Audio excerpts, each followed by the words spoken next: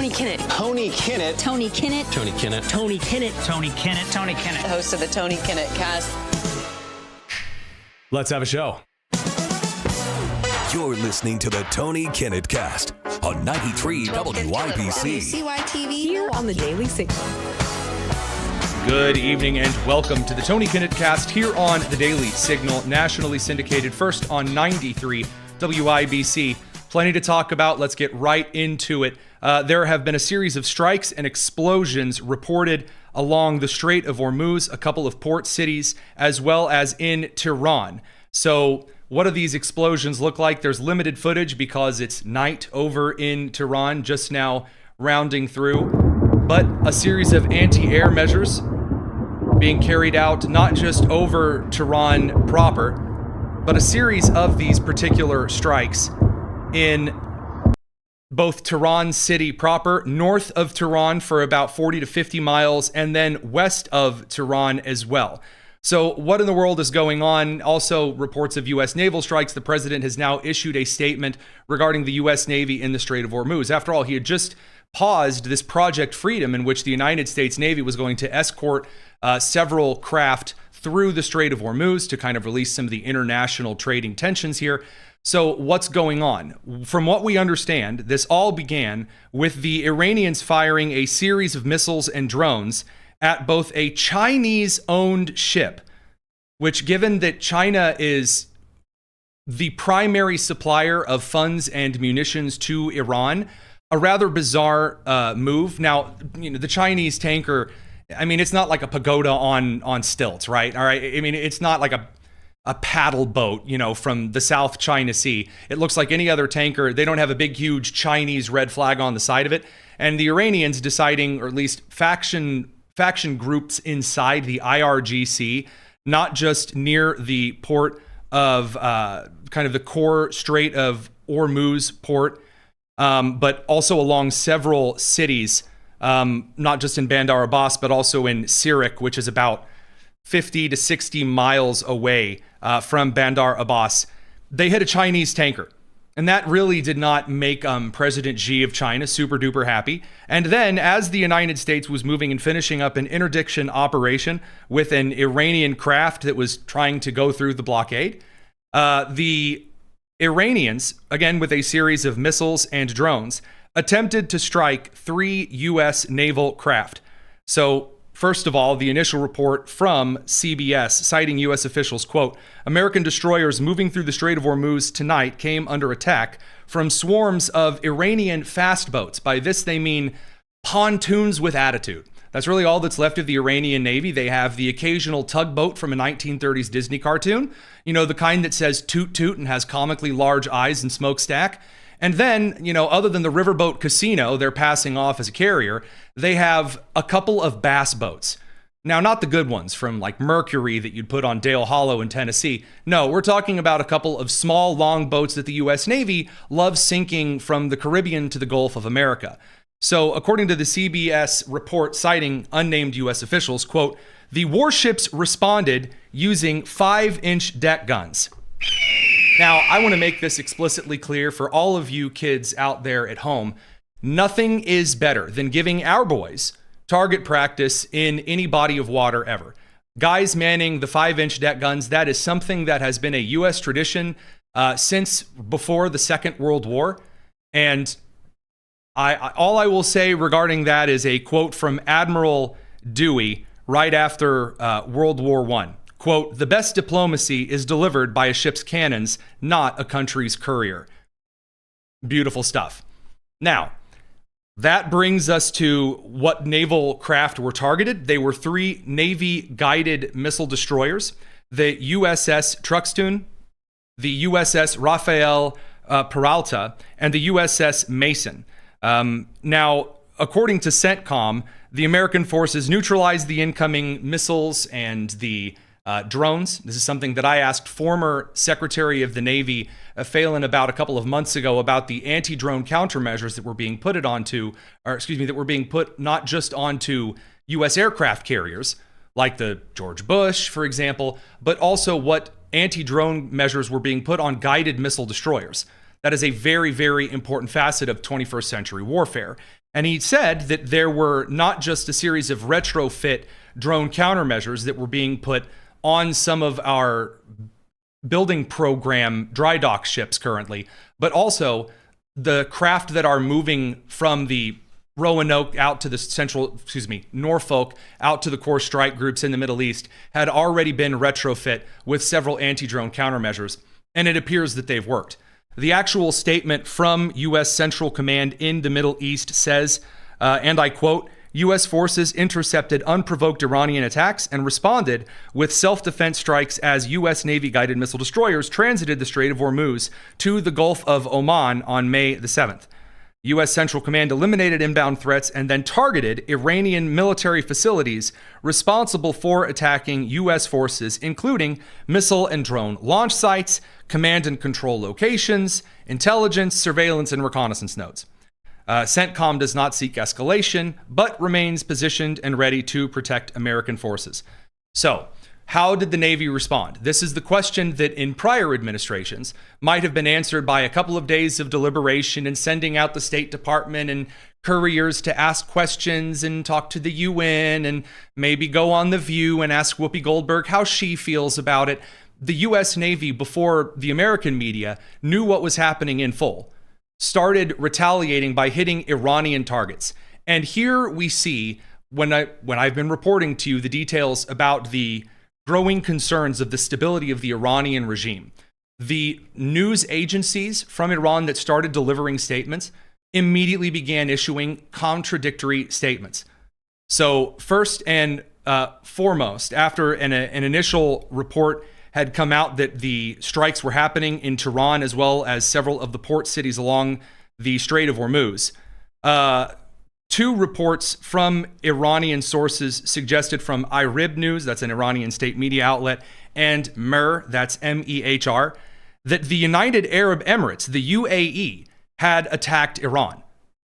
And a rather interesting allegation as it was, because the initial fire at the Chinese tanker, the Chinese trade ship, came from the United Arab Emirates controlled coastline. So very confusing right off of the bat. This was then, echoed by a lot of different accounts. You had, a couple of online kind of AI and fear-mongering accounts coming out and saying that the United Arab Emirates had begun a series of strikes against Tehran and Iran in general. Now, members of the United Arab Emirates media class and political class have already been out in the last hour saying that all reports claiming that there are explosions in Dubai, Abu Dhabi, or anywhere in the United Emirates, it's fake news. It's pushed by the Islamic regime in Iran, propaganda machine. And the best argument for this so far, there's no footage whatsoever of it. The UAE is an incredibly lit up country, and I don't mean drunk. I mean like there are lights all over that entire stinking country. If there was footage of any kind of a strike so far, a retaliatory measure by the Iranians against the UAE, which had just been accused of its own retaliatory measures against, just retaliations ad nauseum, we would already be hearing about it in details. Now, Ambassador Mike Waltz, former national security advisor, now the guy that goes and flips off the United Nations, did confirm that a Chinese media outlet report that, quote, a Chinese large refined products tanker was struck by an Iranian projectile off the United Arab Emirates Algiers port earlier this week. Reuters is confirming, and then Ambassador Mike Waltz reporting on top of that, that even the Chinese are getting hit by disparate IRGC missile and drone groups that are not even in communication with each other. There's internal panic right now with the Iranian parliament. The heads of Iranian parliament that you may have come to know and smell, like Ghalibaf, for example, he hasn't been anywhere near any kind of a camera or official series of statements yet. Different parliament members have been brought forward to issue early statements. That's very weird. Guys, that's strange. They have been going through foreign ministers. Foreign Minister Arachi, nowhere to be found. Totally different foreign ministers have been pushed out onto the stage and told to play townsperson number 3.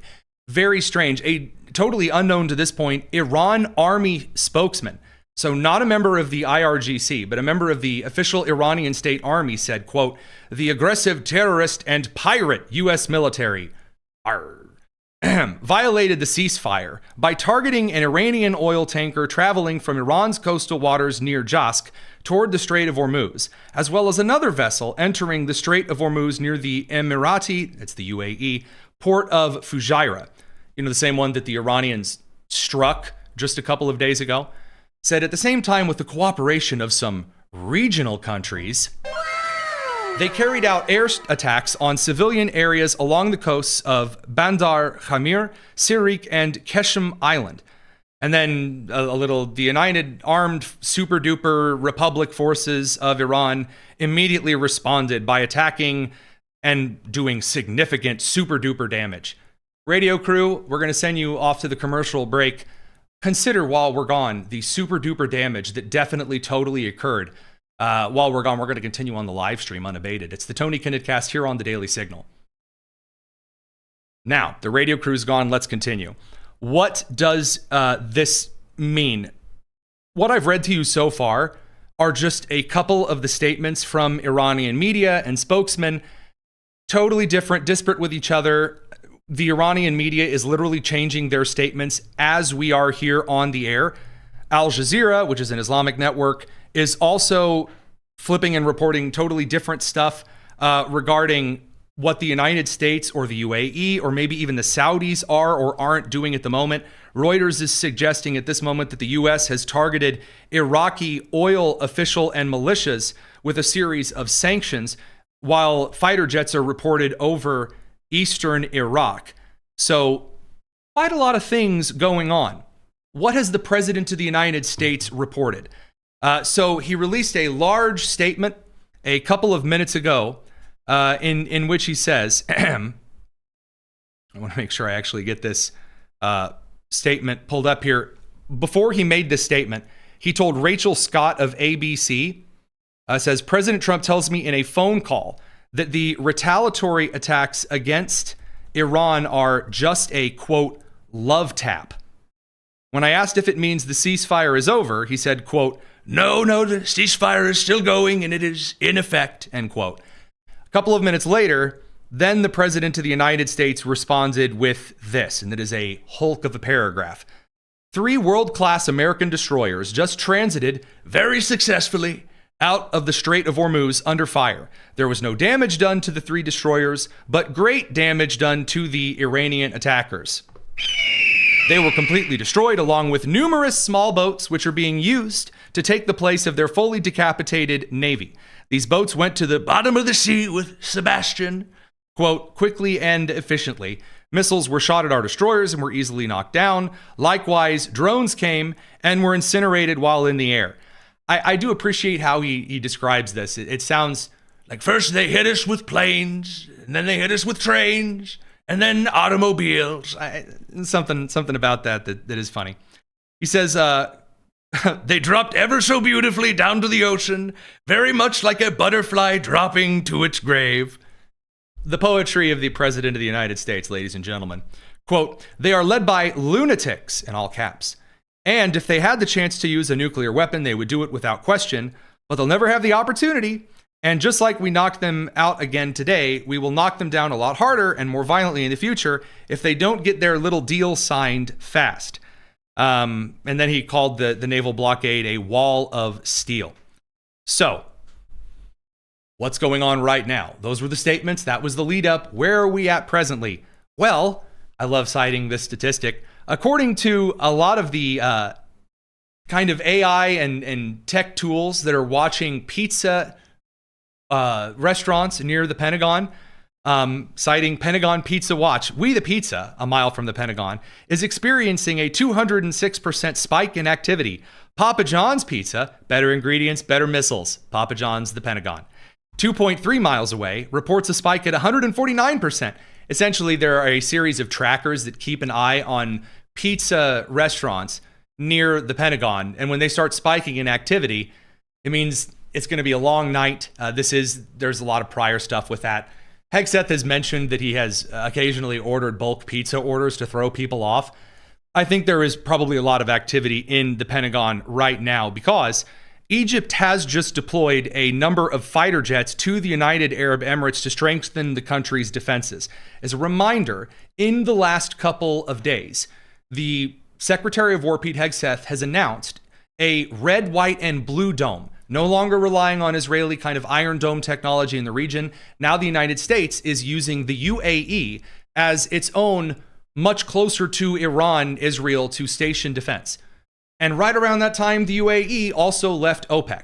So what does all of this mean? It means China's in trouble. Yes, I said China, not Iran. We've got to bring the radio crew back from commercial. We're going to dive in. It's the Tony Kinnett Cast here on the Daily Signal.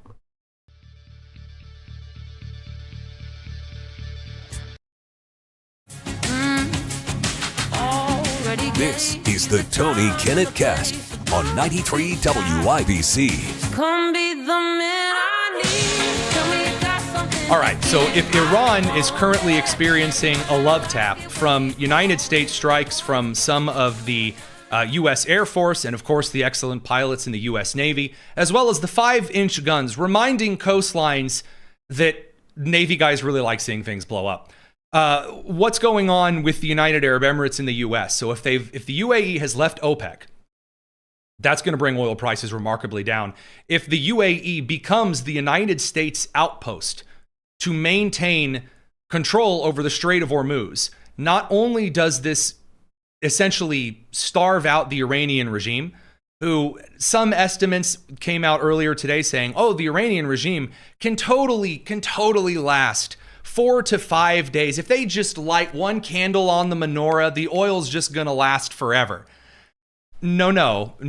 Immediately from several economic and analysis firms around the globe, not just in the United States, but in Europe, in South Africa, all the way over to South Korea, more realistic estimates suggest that the Iranian regime, even if it huddled together and did no in-person meetings and relied on halal Microsoft Teams, they're probably not going to last more than about 2 months if they really stuck to their guns and there were no riots, protests, anything. The Kurds sat there and, chewed on a little bit of hummus and called it a day. Probably very unlikely that we see the regime last at this point much further. The UAE, being the United Arab Emirates, allowing the U.S. to form some type of outpost in a long-term fashion is going to reshape the entire Middle East. And additionally, if the UAE, Israel, the Saudis, the Kuwaitis, the Bahrainis, the Jordanians, and the Lebanese government, that being not the members of the Lebanese parliament that are part of Hezbollah, but the actual Lebanese government, if they are in concert and working together, and then an independent Kurdistan rises and comes to power, even though, of course, that will upset Turkey very greatly, that is going to be an entirely different trade and national security apparatus that is functioning in the Middle East. And that doesn't just terrify Iran, that terrifies China. This all comes down to China. And that brings us over to the President of the United States entertaining, of all people, Lula da Silva, the socialist leader of Brazil, at the Oval Office today, as well as a rather not covered post by the President of the United States and a call that he had with the President of the European Commission, Ursula von der Leyen. So I'll talk about the call with the European Commission. We'll get to Lula da Silva, and then we'll cover what this means with China, because it's really obviously all directed at the communist regime in Beijing. So President said, quote, "I had a great call with the President of European Commission, Ursula von der Leyen. We discussed many topics, including that we are completely united that Iran can never have a nuclear weapon. We agreed that a regime that kills its own people cannot control a bomb that can kill millions. I've been waiting patiently for the EU to fulfill their side of the historic trade deal that we agreed in Turnberry, Scotland, the largest trade deal ever. A promise was made that the EU would deliver their side of the deal, and as per agreement, cut their tariffs to 0%.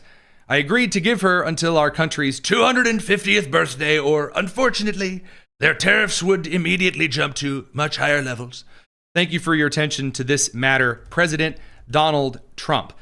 So that's the President of the United States talking about about the European Commission. That brings us to Lula da Silva of Brazil. So the president of the United States, for the first time, had Lula da Silva over to the White House. Lula da Silva, according to several media outlets from the Associated Press over to Politico, begged the president of the United States, oh please, with Carnival on top, do not allow the media and the press to come in and ask lots of questions. Because, you know, socialist country kind of stuff. That would be what Lula wanted, and the president accepted it. Why do this? Why, toss a little bit of a bone to the guy who was prosecuted, Bolsonaro, in Brazil unjustly? Why do this? It is all about boxing out China.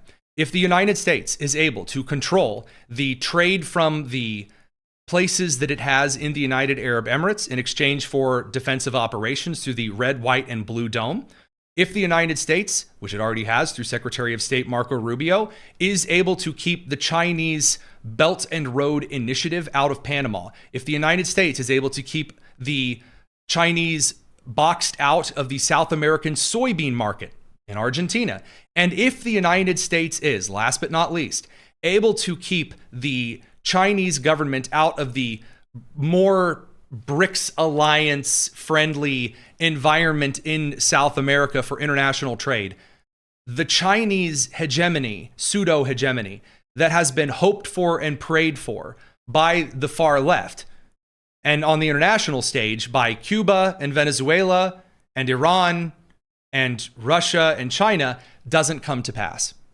And it sets them back at a time when there was already significant economic and civil unrest in the western provinces of China. Russia's not doing anything exciting at the moment.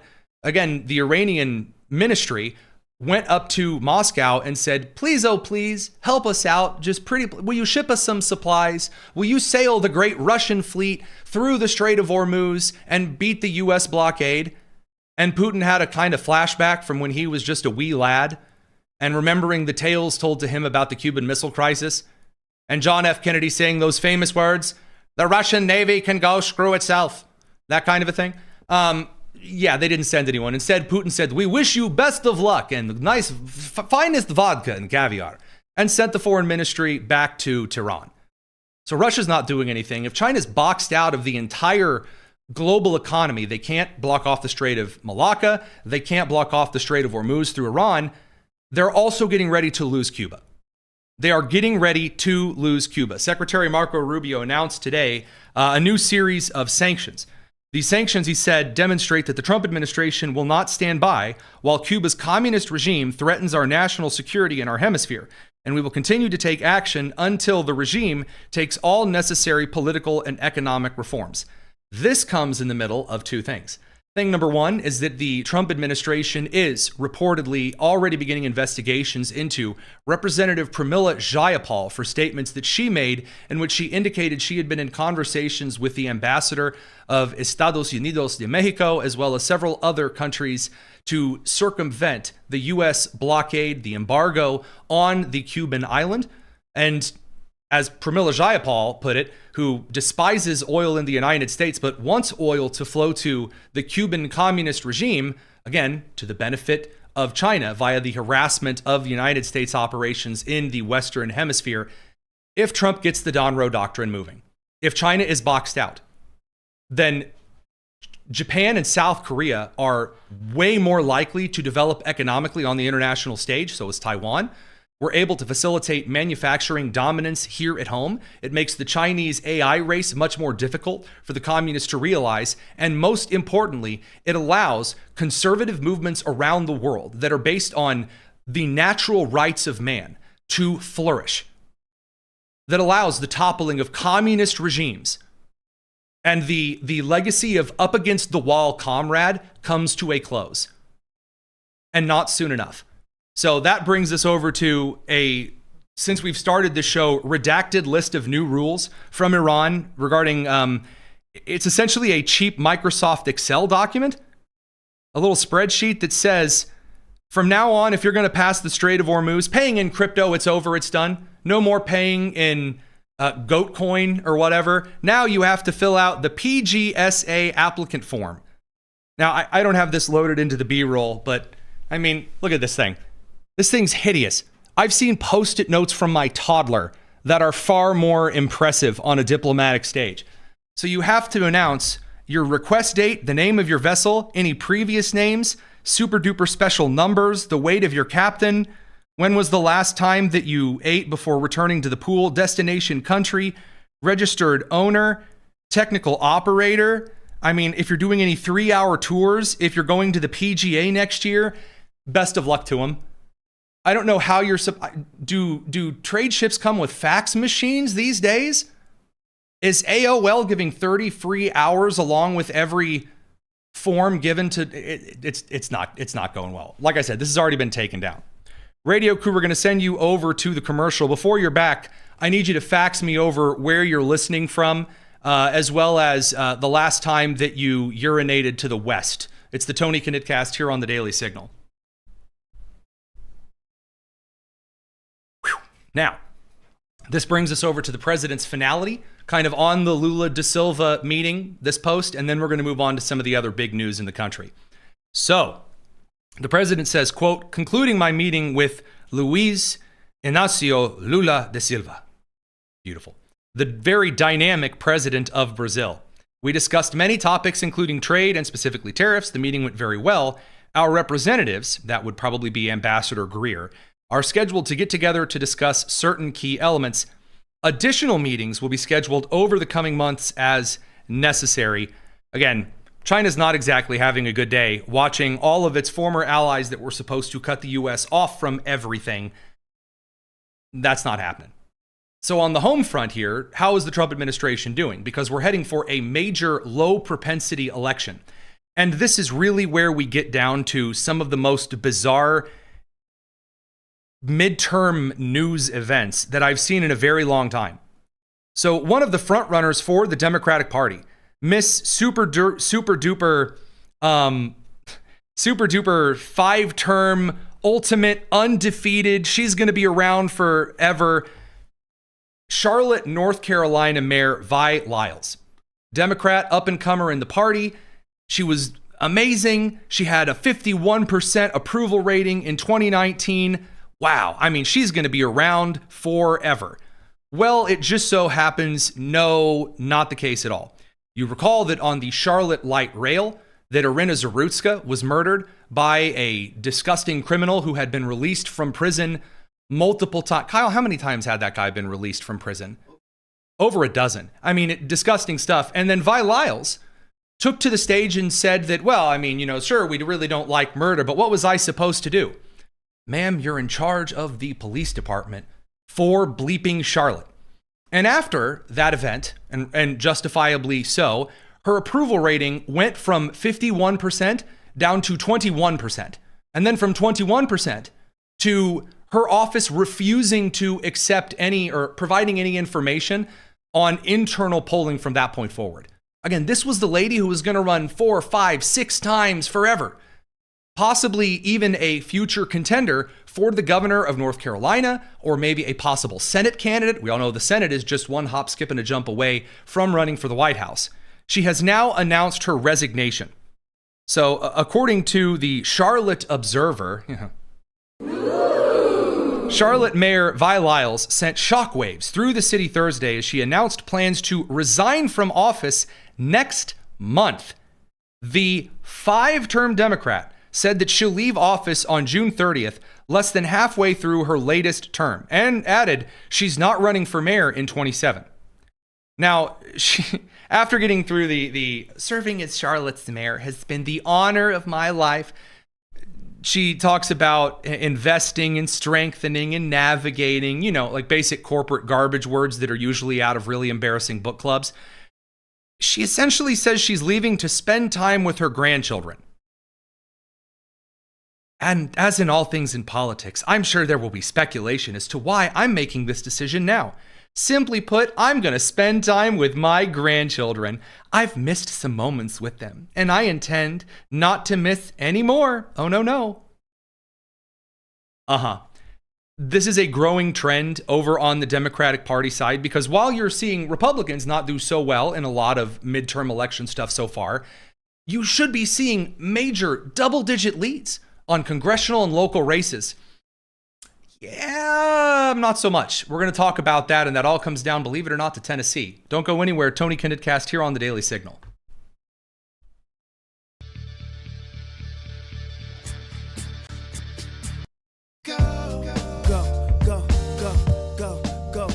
This is the Tony Kinnett Cast on 93 WIBC. Welcome back to the Tony Kinnett Cast. Let's dive into some of this bizarre chaos that is unfolding in the Democrat side of the aisle. And again, the reason I am calling it chaos, there is not a single unified line for any proposal whatsoever. Republicans, it's very easy. You got two proposals. One half of the Republican Party right now is talking about economic policy. The other side of the party is yelling at the Senate. Why? Because, again, there are 4 senators standing in the way from the Save America Act being passed and the filibuster being overturned and a number of things that Americans are looking forward to. So Republicans are actually pushing some things forward here. The other side of the party, you have several factions. All of them are beclowning themselves. One of the factions is kind of the moderate, I can totally govern super well party. All of them are resigning or in major scandals. So the I can totally govern, everything's fine party started to collapse when Governor Tim Walz, amid major fraud allegations and scandals in Minneapolis, he announced he was going to no longer be seeking re-election. Things haven't gotten any better there. The new gubernatorial elections currently underway, those aren't really going very well either. You have Peggy Flanagan, the lieutenant governor, who actually got up in front of people and said my Ojibwe name, like my Native American Dances with Wolves name, is talks too much, which, oh dear goodness. And then throughout the rest of the country, scandal after scandal has unfolded of individuals in Democrat official positions that are either being investigated or arrested or raided by the FBI for participating in just really gross stuff. So, of course, there was the state senator, a benchmark and foundation of the community, who was Abigail Spanberger's redistricting buddy, who's been raided by the FBI. We covered this yesterday for her illicit cannabis dispensary that was like giving out either fake cannabis stuff and not going through the regulatory process, in the era of fentanyl laced and other kinds of laced stuff in a lot of cannabis dispensaries around the country and those scandals. And then, of course, you have the horrible, horrible record on crime that Democrats cannot leave alone. So Mayor Vi Lyles, of course, announcing her resignation. We had the situation regarding Irina Zarutska. In the rest of the country, whether you're looking at Zoran Mamdani in New York City and the people he's appointing, or Brandon Johnson's Chicago, the horrible, horrible application of law enforcement regarding immigration. Democrats claimed an early victory thinking, oh, we've made ICE look terrible. Now we're totally fine. Nope. Polling is sliding right back against the Democrats as fast as things can roll. Some of the reasons is that some of the victims' families of violent crimes committed by illegal immigrants, the families of the victims are taking to national media to call out these policies directly. Sheridan Gorman's parents, of course, Sheridan Gorman, the young Loyola student in Chicago, who was simply standing with some of her friends and looking out at the scenery one beautiful Midwestern evening, and then was attacked and killed by an illegal immigrant for no reason whatsoever. Just, again, another case of violent illegal immigrant crime. Here is how Sheridan Gorman's parents took to media to kind of describe who they blame for these particular incidents. I mean, my child should have been safe in any city in this country, and she wasn't. I blame Chicago. I do. This was not a Loyola problem. This was a Chicago problem. And she would be here. This was preventable. If they had several opportunities to cooperate with ICE, and they didn't. They didn't. Again, correct, true, absolutely accurate. You need to get people out to the polls to vote. And right now, if there's nothing to encourage your side of the aisle to get out and actually move things forward, you leave Republicans with an opportunity to just make a couple of things move in the right direction, and then the propensity is there. And again, I mentioned not only Brandon Johnson's administration in Chicago, but also over in New York. Mamdani has been appointing the most insanely radical people that he can find, including Lorena Lucero. She's the deputy commissioner in the New York City Mayor's Office of Immigrant Affairs, saying, again, things that I would highly recommend in any situation, you not go out and say openly, like, if I had a magic wand, I would make everyone legal automatically, just presto, super legal. If I had a magic wand to be able to provide legal status to everybody, you better believe that I would waive it and ensure that that happened. Unfortunately, that is not the case. So what we have done and do is that we've been providing people with a review of some pending applications, providing them with the most up-to-date information that they can have. And we've also been supporting and doing direct outreach in the community in Little Haiti. We've also, I know Councilmember Rita Joseph tends to come to the immigration hearings. We have partnered with her in the past to provide, again, information and direct legal services to individuals in her district. So that's part of what we try to do. We have been monitoring TPS laws, not just for Haitians, but other countries as well. All of the focus right now. And again, there are significant financial difficulties that Americans are facing. Absolutely. Absolutely. And the opposition party, here's the real rough rub. Republicans' greatest sin right now is not moving legislation through Congress. That is the greatest sin right now. Americans do not believe that Congress is doing their job. Republicans are considered kind of lazy in some aspects. They're not getting things done. But Democrats, you're the opposition party. Guys, it's so easy to be the opposition party. You simply say the person in power is dumb, stupid, corrupt, evil, awful, and bad, which they're doing. And then you're saying, this is what I would do to make it better. Presto. And by the way, the beauty of being in opposition, it doesn't matter if your solution is going to fix things or not. You're the opposition. People will believe it. So where are the Democrats proposing, here's what I would do for American families? They're nothing. They're nowhere to be found. All of the focus is on defending cases of, they say, give us more money and we'll give you free healthcare. We'll give you free healthcare. And then after the free healthcare, we will give you free education. And then we'll give you free housing because that is the plan for everyone. That's their argument.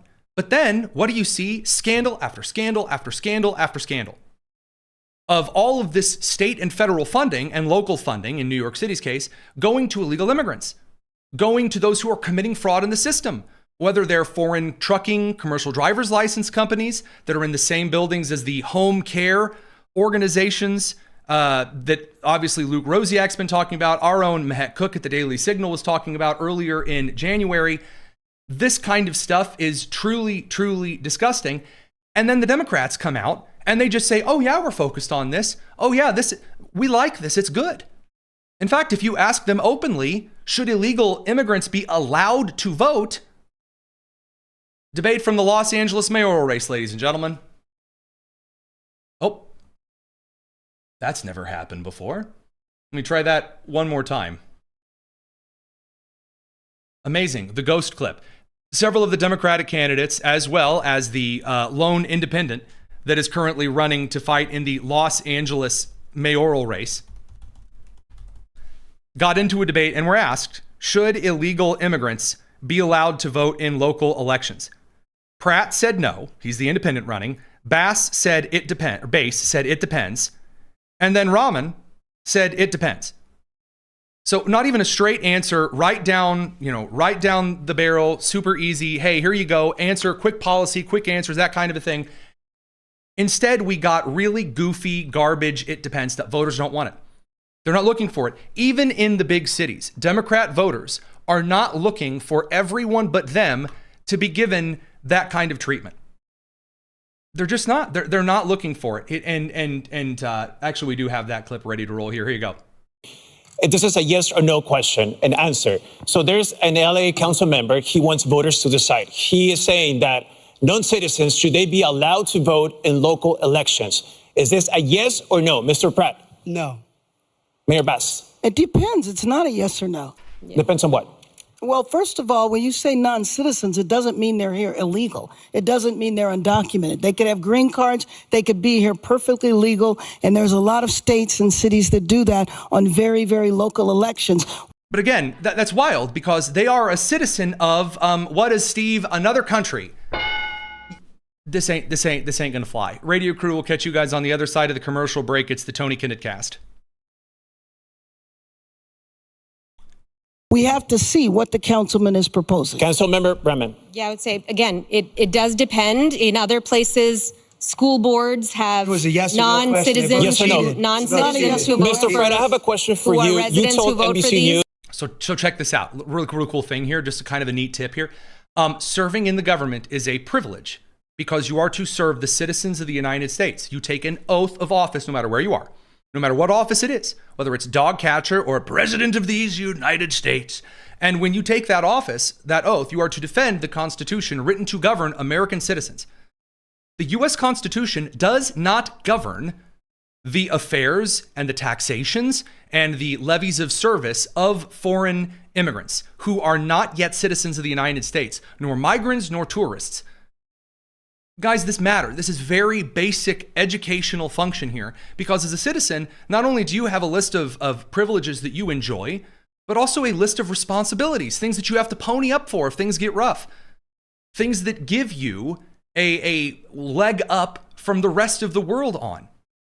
But as we have talked about before, and have talked about for several times, the side of the aisle that instead of again, arguing in favor of their constituents, instead of serving them, what we're seeing instead is one core argument. So whether it's Andre Carson or Alexandria Ocasio-Cortez or it's Zoran Mamdani or Ilhan Omar or Rashida Tlaib or Pramila Jayapal, there is one argument instead that is made, that America, that here in this country, American citizens, they cannot do anything on their own. They don't have the ability, they don't have the skills, they can't build a great country, they can't actually go out and do great things on the world stage, they can't cure diseases, they can't push things forward technologically, they can't provide for their families and communities, and there's no way they could ever earn $1 billion. That's not even feasible. That's not possible. That's the argument that Alexandria Ocasio-Cortez, again, trying to reclaim her spotlight in this young progressive movement, here's what she's trying to make the case. That, well, you could never do that. American citizens, they can't do anything. There's a certain level of wealth and accumulation that is unearned, right? You can't earn. Sorry, I'm going to make fun of this. Thank you very much for the 1990s video game sound effect there. Chuckles. Anyway. $1 billion.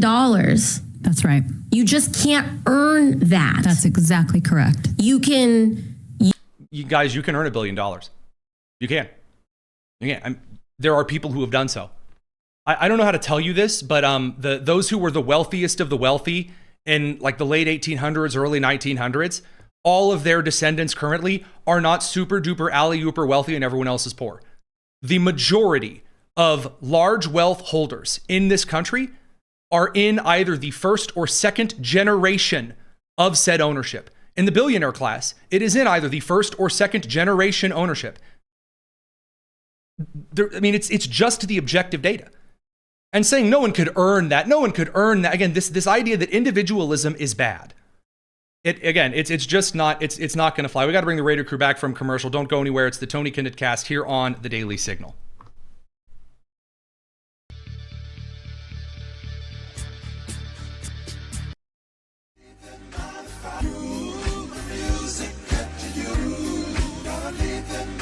This is the Tony Kinnett Cast on 93 WIBC. So look, American citizens, again, all through the country, Democrats say you can't go out and earn anything on your own. You can't build anything on your own. The mayor of Seattle says bye-bye to millionaires, billionaires, or 100,000-aires leaving Washington state.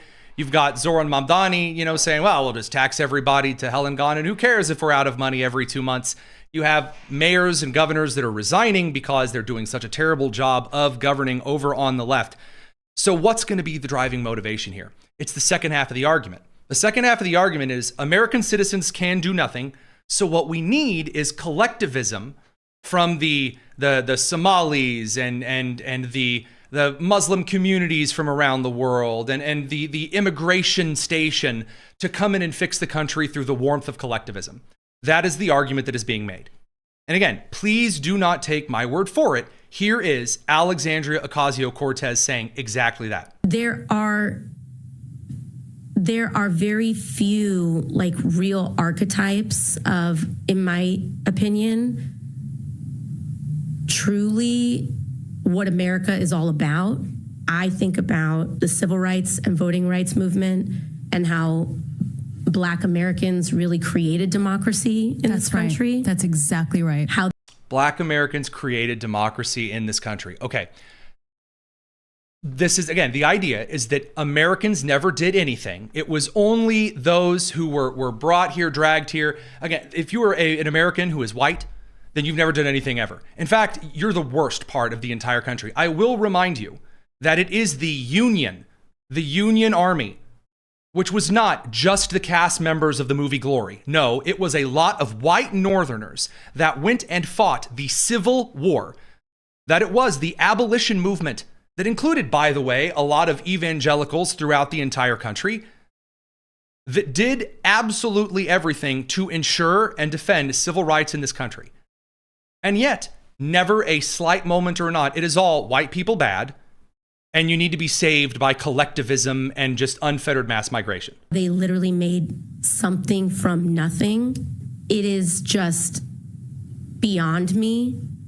I think about how... We know it's beyond you, sweetheart. We get that. Native people have survived and preserved and treasured their culture. Okay, I'm sorry. That's enough of that. As someone who is a registered member of the Cherokee tribe, not like Elizabeth Warren, a substantial actual amount of the real kind of Cherokee blood, not Pow Wow Chow, not white girl on Instagram, like the real kind. I would like to say two things. First of all, the idea that like Native American culture is some magical special thing, it's not. It's not. Sorry. A lot of Native American culture was raping and pillaging other tribes, just like every cultural group on this planet has done since the beginning. You hear this around like the Mount Rushmore thing. That's actually the Black Hills tribe. They are owners of that land. No. 380 years? I have the history books on the shelf behind me regarding this. The Blackfoot tribe, Black Hills. Before they owned that land, 380 years prior, they raped and pillaged and killed and stole that land from a different tribe and from a different tribe and from a different tribe. Also, the idea that American culture that has been created, again, from a primarily Anglo, a primarily Grecian, mixed with a Mediterranean culture that has been brought over and cultivated in the United States, and by the way, primarily through a Protestant work ethic that has governed this country, that is in fact a very great and fantastic culture. Other cultures are not special because you're in a culture where the majority is the culture you see around you. No. So I'm just to make that very, very clear right up front. Sorry, as someone who actually gets to pull that card, I would like to say that you don't get to speak for me and the idea that like we need to start doing this little culture stacking garbage. Absolutely not. That's the argument. That's what the entire thing is about. And because there are all of these disparate little magical color groups in the United States, this means they all need their own special super duper voting district. Unless you're white. In that case, then screw you. Or if you're Jewish, screw you. Or if you're Asian, screw you. Sorry, we need a lot of majority Hispanic districts and majority black voting districts. Because after all, black and brown people, whatever that means, they all think the same. That brings us over to the latest redistricting stuff, including the setting on fire flags, tug of war. I mean, no, really. People playing tug of war, climbing up on desks, and acting, just a little loopy in the Tennessee State House. We're going to talk about that. Beautiful, beautiful behavior on display in the state of Tennessee. So again, after the Supreme Court of the United States ruled, hey, you can't racially segregate voting districts anymore. And then people like AOC went outside of a parking lot, got on their knees, and cried big, huge crocodile tears. Which is impressive because you and I both know that AOC is not literate enough to read the entire Supreme Court opinion. Anywho, the Supreme Court ruling you can't racially segregate means a lot of states are now saying, gee whiz, we have all of these essentially redlined districts where people were said, oh, they're black, they'll vote all the same. And then we're allowed to draw racial voting districts in the state instead of based on cultural lines or based on economic lines or based on regional lines. So a lot of states are currently going through that rectification process. This brings us over to Tennessee.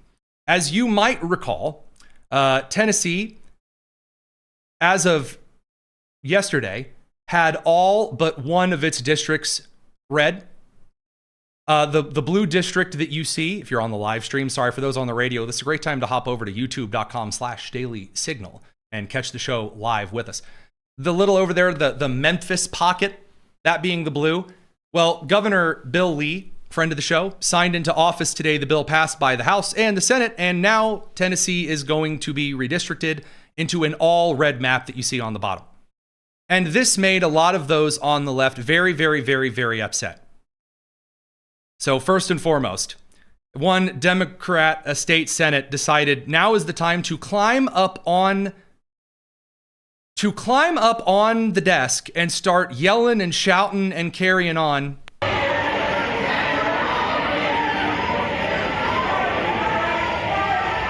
Nice little bit of yelling, acting like fools, being crazy, being stupid, you know, just normal state level Democrat things. Exciting. So a little tug of war as well. Then we get over to Tennessee State Representative Justin Pearson, who decided, you know what I'm going to do? I'm going to get out there and threaten some Tennessee State Police, even though I'm violating the law.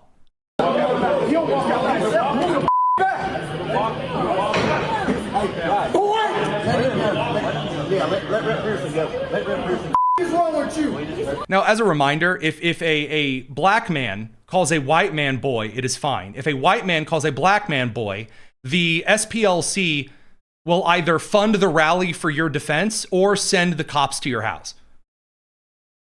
Radio crew will catch you guys on the flip side. It's the Tony Kinnett Cast. We're going to continue on the live stream. You guys take care. So again, we have totally rational and normal behavior. What is wrong with you? Excellent. Normal behavior. Exciting stuff.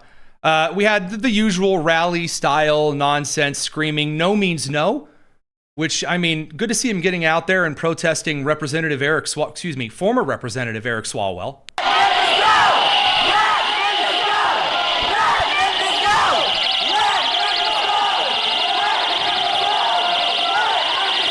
Normal, rational people acting like normal, rational individuals. Amazing.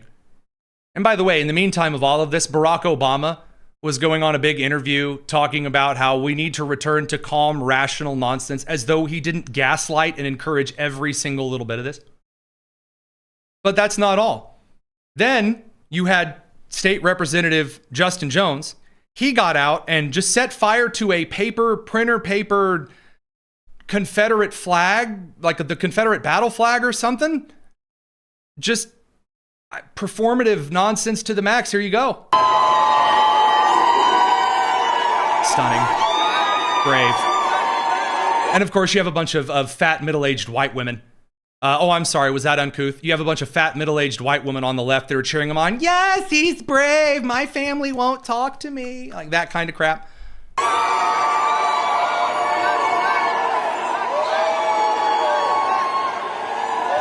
Yeah, so as many have pointed out, I certainly won't be the first. Either he brought and printed out, like he printed out a picture of the Confederate battle flag to come burn, or someone brought him and was like, excuse me, sir, I know how you feel about this. Would you like this? We were printing them off at Kinko's this morning. We were like, what flag would he like to set fire to? And then he grabbed the local crackhead from Speedway's Bic lighter, and then presto, he set fire to, oh, he's so brave and stunning. And the argument that they're making is that Republicans are being racist by removing racially segregated voting districts. So you might be thinking, wow, this Memphis voting district that they're all so, worked up about, I bet there's like a really great civil rights hero black guy or gal who's currently the representative of that district. No, it's this white dude, Representative Cohen. This greasy old white dude is, you see him munching on some KFC there. That's who's being replaced. By the way, who is he up against? A black woman running as a Republican. Oh, it's not actually about representation by color. It's just rigging things along racial lines. Oh, got it. Thank you very much, Dems, for making that explicitly clear. Now, the next pinpoint here, the next pressure point, is going to be South Carolina. Oh, wait. I'm sorry. I'm hearing from a very, very real, in my ear right now, individual of my team. I forgot to show you that one Tennessee representative got barked at like a dog by another Tennessee representative. I think it might have been Justin Jones or Pearson or the third out of the three. There's like a weird, really gay trio among them. He was really, really mad that one Tennessee state rep, I suppose, wore a Trump flag like a cape. Political theater is all sides. You guys know that I hate it, but you have to laugh at it or you'll cry. Here you go.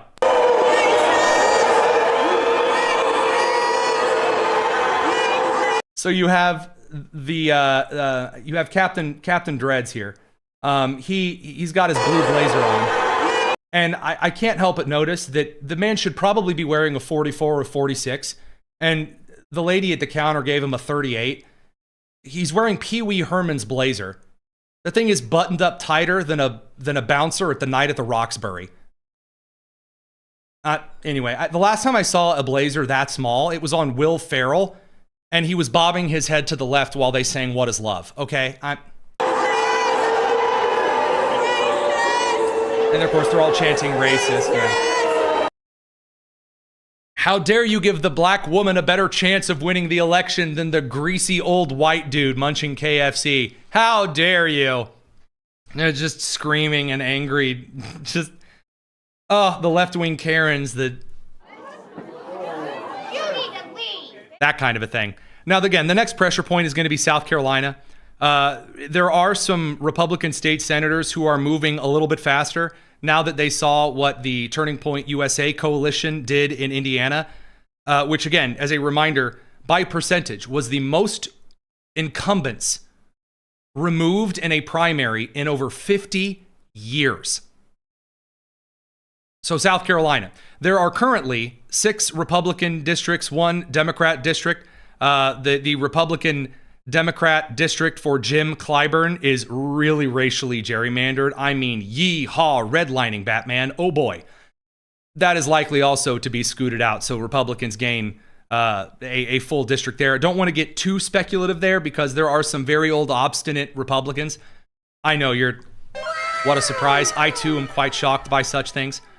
Other state level stuff that, again, not really doing a whole lot. Minnesota Democrats voted unanimously to block a requirement to remove dead people from the voter rolls. That's it. That's the whole story. Holy crap. So exciting things over there.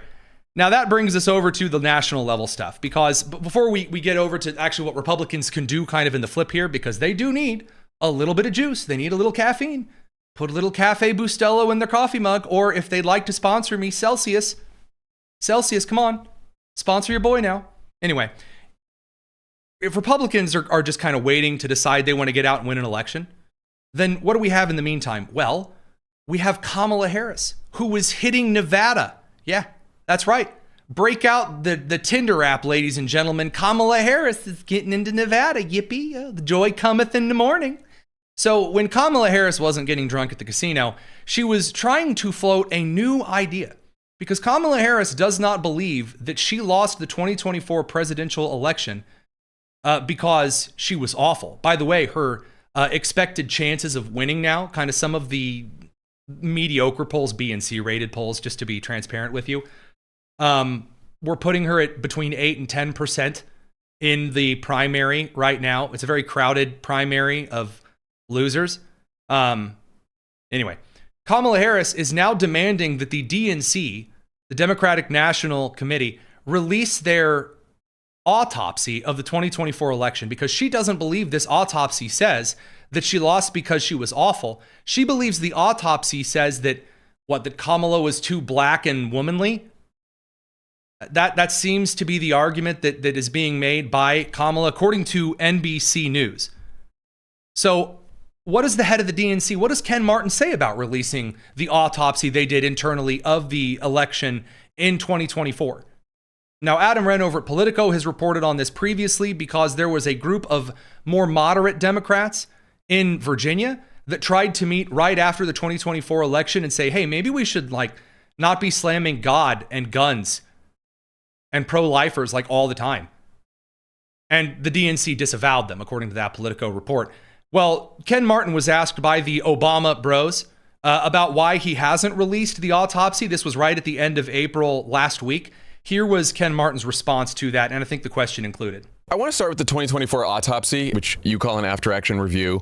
When you won the chairmanship in February of 25, You criticized the DNC's refusal to release their 2016 autopsy as exactly what not to do. You said, quote, was there any utility in doing that? And then promised your 2024 autopsy would be different. Your exact quote was, of course it will be released. Why did you change your mind on that? Well, look, I mean, what I said all along, even when I ran for this position, is that we were going to focus on the things that will help us win the upcoming election, right? Making sure that we learn the right lessons that could help inform our victories. And that's what we've done. No. I'm sorry. Survey says not. No, I'm afraid not. Nope. And here's why. You actually haven't produced something that's like forward-looking and forward-focused. There has been a remarkably small amount of guidance from the DNC in many elections so far. Even in some of the special elections, it has been local guidance that has proposed things for candidates, including all the way over to the Democratic candidate for Maine, Graham Plattner. So they haven't provided anything. Well, Kamala wants them to drop it now. He says, well, we're actually being really forward focused, so we're not going to release it. Okay, bold move. That brings us to some of the active candidates, because if the DNC is not telling them what to do, there's really not a lot of PR, crisis PR specifically, for when candidates are being faced with a lot of bad press. So Katie Porter, she's running for governor of California. She's doing a bad job of it. Things aren't going well because she's getting dragged through broken glass. And a couple of those reasons are because she is very abusive to her staff and has been seen like screaming and yelling at them and treating them very horribly when they're just trying to keep her from making a national embarrassment of herself. And then she released a campaign ad that tried to make a joke about being abusive, which, not good, Bob. Well, the defense is coming in, not from the DNC, but from the same middle-aged leftist women who are trying to keep a coalition together. And that means Whoopi Goldberg. I like the fact that she said, wait a minute, me? Yeah. Let's talk about y'all. Because there's like 45 of y'all and one of me. So Katie Porter came out and said, well, yeah, you guys are calling me abusive. Have you guys looked at everyone else around who's probably abusive? Well, honey, sweetie baby, Frodo Baggins of the Shire, as Katie Porter currently looks like. I regret to inform you that when you're on camera doing really gross stuff, it's kind of hard to run from those accusations. See, Eric Swalwell could say that the Bill Cosby and of the ladies around him, he could say it was fake until the video came out of him grabbing the breast of the young lady on the bed next to him and then pulling her down. Then all of a sudden, yeah, you're not running from that. You can say, oh, I'm not abusive, that's just overblown. And then when you're on camera screaming your lungs off at a young lady for just saying, hey, you said the wrong thing about the electric vehicle thing, and Republicans are going to roast you like a hog fire in Hawaii. It ain't going to be pretty. You can't run from that. And maybe she does yell at people. I yell at people. You yell at people. You yell at people. And sometimes I it's only not yell at my nice. husband. That's right. Okay, boys and girls, a little bit of a PR lesson here. All right, when you are explaining away things that are wrong, all right, saying, oh, come on, we all do that's probably not the move. A lot of people try this. When there are actions that are up for debate. So what are some of the things that Donald Trump has said, Kyle? Some of the things he's like bloodbath. There have been other things that have been like dog whistles that Trump has done. There are people who are like, well, I mean, come on, you're reading too much into this. A lot of people do this. Like for example, like Trump kissing the forehead of like Ivanka at one point. And it's like, do you know, like a lot of people kiss the foreheads of their daughters, right? That's different. But when someone is like, hey, they're being really abusive. And then Whoopi's like, come on, I'm abusive. I yell at our staff all the time. And like the cameraman and the producers on the view are cowering behind the camera. Please help us. And then Joy Behar is like, I'm only abusive to my husband. And then all of the Sex and the City crowd in the audience is like, okay, that's real special. Best of luck to you. So obviously, none of this does a damn ding for the Republican side of the aisle. None of it. Because a midterm election is not just about pointing and going, hey, they're kind of awful. That works in presidentials, doesn't work in the midterm. It doesn't, because going to vote sucks. And Americans don't really care about Congress. They don't like it, but they don't really care. So what you got to do is give Americans a little something, something. You got to give them something to go vote for. You know, you got to give them the old William Wallace, I need something to fight for, that kind of a thing, that kind of crap. And that's Bruce, not William Wallace, but you know what I'm talking about. That kind of stuff. You need a little bit of oomph. You need Denzel Washington, who I'm not going to imitate. Give him a little Remember the Titans speech of why you're there. Republicans haven't done this. They haven't. What do you have? Mitch McConnell, whose last greatest quote was, all right, what? Susan Collins going, I don't, no. What, Lisa Murkowski doing her best impression of a mannequin? That one senator from Utah that nobody likes? Not Mike Lee, the other one? Is that what we're coming out to vote for? So you actually got to get something moving here. So we're going to cut away to commercial. We're going to be right back in, and we've got a great conversation with the focal point for Republicans. It is all about Pennsylvania, because Republican sentiment there in a battleground state is focused on, shocker, the things that voters are looking for. You don't go to a deeply red state like Indiana, no offense to us, for voting advice for the midterms. You don't. Because there's apathy and there's laziness and sadness and shame that oozes out of the non-action. What do? You go to a battleground state that's doing things to actually get results. That and probably Florida, because they're also doing some pretty big stuff. But anyway, we're going to cut away. We're going to come back in and talk about that. Don't go anywhere. Ton of stuff tonight still. It's the Tony Kinnett Cast here on the Daily Signal.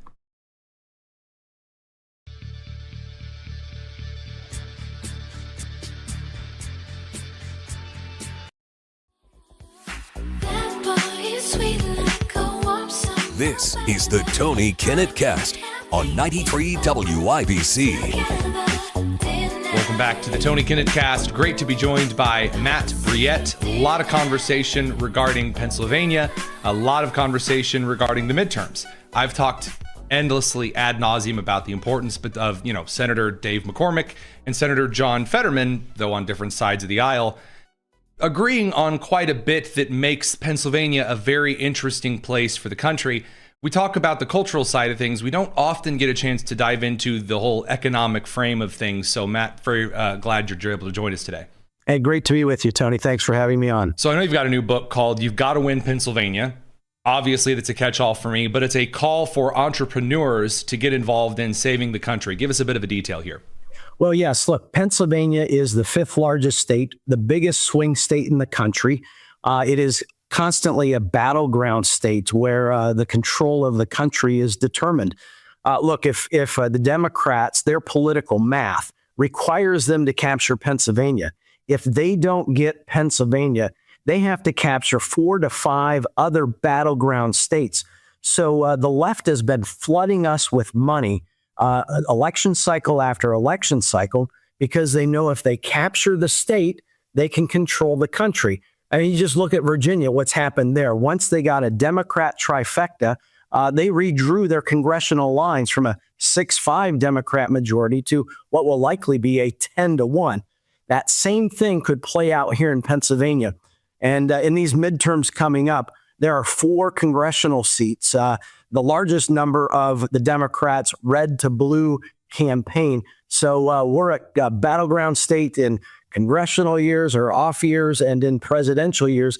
And if you want to win the presidency in 2028 and then 2032, you got to win Pennsylvania. And my call to entrepreneurs is we need to stand up and match what we're seeing from the progressives, the Soros, and the billionaires, Michael Bloomberg, that are flooding our state in order to capture it and then control the country. So these elections are battles every time. And you mentioned John Fetterman. I mean, he replaced the Pat Toomey. So you can't have, opposites like what we've seen. And then even Dave McCormick beating Bob Casey just shows how purple we are, and we can go either direction. And it's why we're seeing so many resources flow into Pennsylvania to try to capture it. You don't always have, just because Republicans are more pro-business and free market and, the flourishing of the economy, normally or I shouldn't say normally here, that's the whole point I'm trying to make. It's not as common as it once was, in which you would see a lot of the corporations supporting kind of Republican or free market candidates. There's quite a split along some cultural lines, but you also see this on kind of the establishment versus the populist wing over on the right, where there are some places in the country where some of the business entities don't like the Trump administration. They really don't like the populist movement. They're much more close to the more establishment wing of the party. So do you guys see this kind of a split in Pennsylvania? And if so, how do you get some of those on the more establishment side, the fuddy-duddies, the moderates of the moderates, to actually play ball here and come out and try to keep the state from turning blue? Sure. So Pennsylvania has, long been what you've just described, Tony. I'm proud to say that we've really moved away from some of those, intra-party dissensions that we've experienced for a long time. We used to be the party of Arlen Specter. If you remember Arlen Specter from so long ago, he represented more of the Republican Party that we've had challenges with. I would argue that today the Republican Party is really more solidified and they are more free enterprise driven. We don't have a lot of those rhinos, if you will, in our state legislature anymore. Pretty solid free market Republicans. But that has also created the challenges because the left, of course, has become very energized of late. And it's why we've had some challenges in winning our governor's races and are now pretty much evenly split when it comes to our state house and state senate. It's also why we are continuing to go back and forth of electing Republican or a Democrat U.S. senator. So we're pretty aligned with the business community. But frankly, Tony, it's why my organization started up 10 years ago, is that we wanted to fill that gap of true free market candidates for office. And so we're putting in resources to help elect more of those people that are champions on the issues that we care about, and not putting in the people that are going to be a bit more milquetoast, like that Arlen Specter type of Republican. So that's really where our battle is at, and which party's going to win is going to be determined here in 2026, and then, of course, moving forward. So this is where I'm going to ask you for, kind of the results. Show me this proof in the pudding. When we're talking about the work that you've been doing over the last 10 years, if you're investing into the political landscape of Pennsylvania, what have you guys been able to effectuate? What changes have you brought that you can say, hey, at the end of the day, hey, see that right there? That's got Matt Briette all over it. You bet. So I think one of the biggest things that we've seen is a dramatic increase in school choice in Pennsylvania. Despite having Democrat governors for the past really 12 years, we've been expanding our school choice options that are still some of the largest in the state. So we've been able to even get bipartisan support for that. But I would also just point to the leadership that we're seeing in Pennsylvania's House and Senate. They are championing things like energy production, which is huge here in Pennsylvania, and education reform, such as school choice. These are top priorities of the Republican Party in Pennsylvania, things that were not existent, 20 years ago. By any stretch. In fact, when I came in 2002 to run Commonwealth Foundation, I wasn't even welcome in Republican leadership offices. We've been able to transform that. And my book covers a lot of that transformation that we've seen, where Republicans have actually become real Republicans in Pennsylvania. That's also created the challenges for us as well, and why, as a purple state, we're still swinging back and forth. My objective is to make a solid red. Just as, Florida was a swing state 26 years ago, now they're solid red. We can do that in Pennsylvania, but it is going to require that we have entrepreneurs not only in Pennsylvania, but across this country, recognizing that you got to win Pennsylvania if you want to have an impact on the country. That's Matt Briette. He's the president and CEO of Commonwealth Partners Chamber of Entrepreneurs. Again, highly recommend you check out You Gotta Win Pennsylvania, a call to entrepreneurs to save America. Matt, thanks for giving us a couple minutes of your time. You bet. Thank you, Tony. All right, really quick here before we're done, I did want to get a couple of mail time questions. So as a reminder, in our description, there's a link to the Discord, and then you can send questions in. There's a mail time channel in our Discord. And there's so many questions and comments and snarky remarks and you guys fist fighting each other over on the comments section. And that's very enjoyable. And we're hoping to get a popcorn sponsorship just to watch some of the comments. the best way to get our attention is still over on the Discord. You don't need to give a super chat. You don't. I promise. We go through the Mail Time group. You don't have to give us money. We're very grateful to those who do. Specifically this evening, Greg G. Kaplitz, a very kind $10 super chat saying, gladly representing what is left of democracy in the People's Republic of Massachusetts. Again, really, really, really kind of you to do that. You don't have to. From X Crisscross X. I see what you did there. That's very, very, very clever. A $2 super chat that says, Democrats rely on fifth column arguments a lot. Do I poke this bear? I do. Okay, so here's the thing. Democrats have most often been the populist party. Populism as a mechanism for affecting change and getting people to care about stuff can be good. But populism as a political philosophy sucks. It's not good. And the reason is it's just mob rule, but packaged differently. Populism means belief in what is popular. And when you have a common cultural foundation and the people are all in agreement on good things, it can be really useful. But when it becomes Machiavellian and justifies the mean stuff for the left, that kind of fifth column argument, which is that everything needs to be torn down. And again, interesting you say the term fifth column here. This, or the third way forward, it might also be a good way to put it. This would be the argument that's brought up by whether it's Hassan Piker or Buddy Sanders or AOC. And then with a slightly different coat of paint, and the paint is like a really close, even shade. When you have Ilhan Omar and Rashida Tlaib and Pramila Jayapal, and then Megyn Kelly and Tucker Carlson saying the exact same crap. And people like Tucker Carlson, who are saying that socialism is good and also Islam is far better than Christianity. Yeah, that'd be one large yikes. No. So that kind of fifth column thing, when all you have is just emotion, and then you make predictions based on emotion and no data. You don't read a freaking book, any books at all whatsoever. You just get out there and say, Native Americans, like in their magical like culture that they've preserved to build democracy out of nothing. By the way, you want to say out of nothing a little quicker? Ex nihilo would be the literate term. But again, all of these beautiful books over here on my shelf, I've actually read them. Some of them are great. Some of them are top tier garbage. But I have a couple of books on like Native American history in the United States. And so I know what happened with the tribes, where they moved, when, where, why, how, what culture was good, what thankfully was left to the dustbin of history. It's kind of neat. You learn things. It's super duper. But whether you're Candace Owens or whether you're the Pod Save America bros, yeah, if you're not reading and you're just regurgitating the same thing, you get the Kamala Harris thing. Well, I think America is just sexist and racist. And then demands to be run again, even though it was because she was a big raging moron that she lost the previous time. Or just like the guy that nobody knew in Ohio that ran against Vivek that was still in the race after the Attorney General Yosti Toast dropped out back in 2025. That one like weirdo dude that tried to run against Vivek and lost. Yeah, same. Didn't read any books. Big idiot. Fishbacky Fishburne down in Florida, whatever his stupid whatever is. Same thing. Can't read. Illiterate. Moron. You get what you get. All right.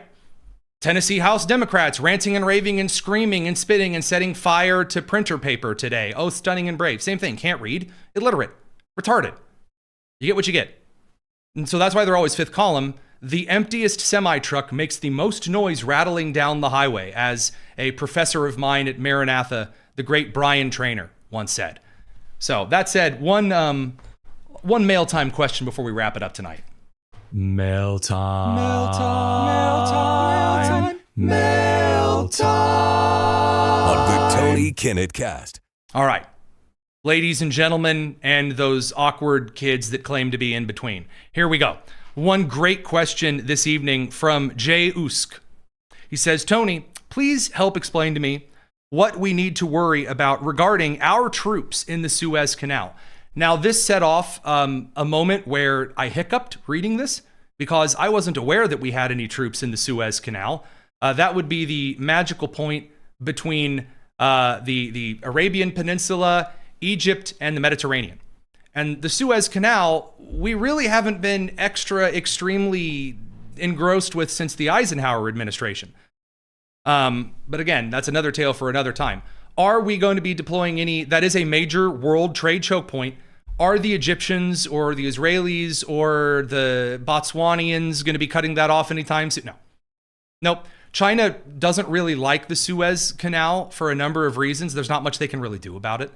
China's never really made significant inroads on Greece or on, especially not Italy, on Lebanon, on Turkey even, or on Israel or Egypt. They haven't. They've really done a bad job. The closest that China has gotten to influencing that region was Albania, and didn't work out so well. So that's really not where the Belt and Road Initiative focus on. However, the reason I do bring up that question, there is a piece of news I forgot to mention. The Charles de Gaulle, that's right, the great French aircraft carrier, capable of fielding a whole 10 surrendering baguettes and aged fighters, is on its way to the Suez Canal as of 5 hours ago. So as a reminder, after there were some initial talks between the United States and Iran about a ceasefire, and then Israel and Hezbollah also agreed to kind of some temporary ceasefire stuff, the French and the Germans wanted to come out and say, oh, we are a part of this celebration, huzzah, everybody around the world, come on, you know, getting a little French cool in the gang going on there. Almost got Daft Punk back together. It was exciting. Yeah, that became nothing. And they said, we're going to send our naval craft down now that the ceasefire is going on to do nothing. So the French deployed the Charles de Gaulle, which moves at the speed of a snail with arthritis. So finally, it's getting close to the Suez Canal, finally to do, I guess to do nothing. It's embarrassing. It is. There's no way to describe it. Just here come the French. Exciting indeed. So there you go. There's your Suez Canal update. The French have finally arrived and are scheduled to be retreating by about 10:15 a.m. Eastern tomorrow morning. I'd say that's enough for tonight. You should come back tomorrow for our end of the week blowout spectacular. Do we have special things prepared? Yeah, we do. We have all kinds of excellent things prepared. And, Lott in the other side of things as well to talk about, but I'm not going to tease those just now. It's the Tony Kinnett Cast here on The Daily Signal, nationally syndicated first on 93 WIBC. Y'all, take care.